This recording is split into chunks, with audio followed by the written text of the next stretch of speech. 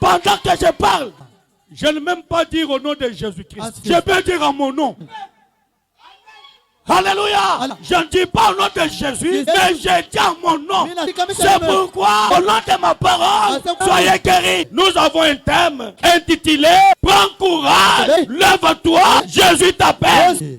Dans Saint-Marc, il y a une histoire d'un monsieur nommé Bartimée, un aveugle né de naissance. La maman de Bartimée disait à Bartimée, bien que tu es aveugle, mais le jour où tu croiseras le fils de David, tu dois voir la foi. Bien de ce qu'on entend, et ce qu'on entend, c'est la parole de Dieu. Et pendant que je parle, les démons qui sont en toi commencent à se sentir mal à l'aise. Puisque moi, je suis un chasseur de démons. Cet homme, né aveugle, sur base de la parole de sa mère, il a eu la foi. Il a écouté un jour. Il était où? Il était au bord du chemin, délaissé, abandonné, minimisé. Mais il y avait quelqu'un qui connaissait sa valeur. Laissez-moi te dire, tu peux être négligé, humilié, sans valeur. Mais ce soir, il y a un homme qui dépasse ton père, qui dépasse ta mère, qui dépasse ton pasteur, qui dépasse Branham. Quel est cet homme? C'est le Seigneur Jésus-Christ. Alléluia. Alléluia. Alléluia. Écoutez, ce soir, même si tu as volté du foie, même si tu as tué, même si tu as menti, quand lui descend, il ne va pas te pécher, il va le sang.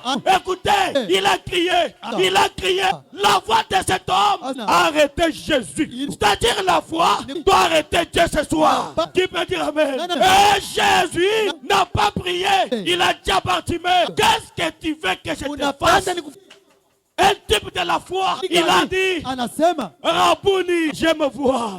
Et Jésus a dit, va, ta foi t'a sauvé. Qu'est-ce que la foi? Lisons dans Hébreux, chapitre 11, verset 1er. La Bible dit, oh, la foi est une ferme assurance des choses qu'on espère, une démonstration de celles qu'on ne voit pas. Alléluia. Écoutez, maintenant je prêche la foi, quelque chose qu'on touche. Je te dis les yeux ouverts. Si tu n'as pas le mariage, commence à déclarer que je suis marié. Si tu n'as pas l'argent, commence à déclarer que j'ai l'argent. C'est ça la foi. Écoutez, pendant que je parle, je ne vais même pas dire au nom de Jésus-Christ. Je peux dire en mon nom. Alléluia. Je ne dis pas au nom de Jésus, mais je dis en mon nom. Pourquoi mon nom?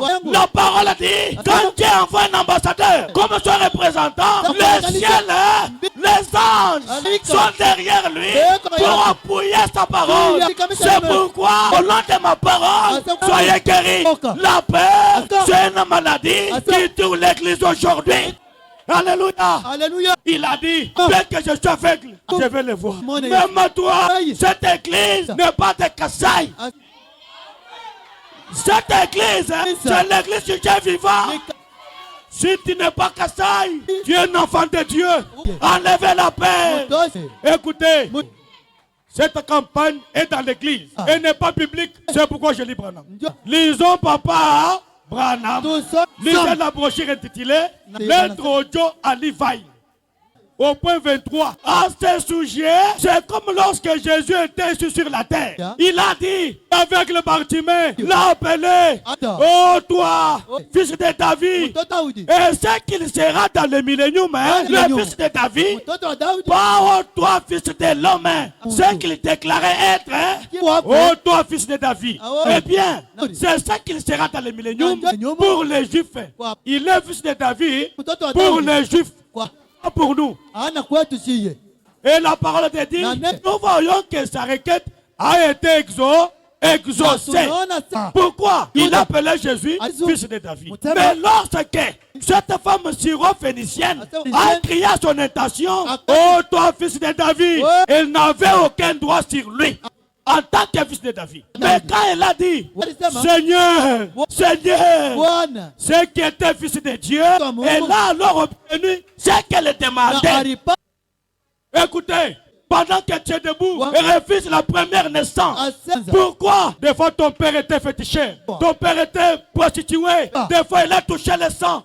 Sa naissance n'a pas de place. Mais ce soir, acceptez la deuxième naissance. Et la deuxième naissance, c'est le baptême du Saint-Esprit. Et le deuxième papa, c'est le Seigneur Jésus-Christ. Et quand il est croit, ta vie doit changer.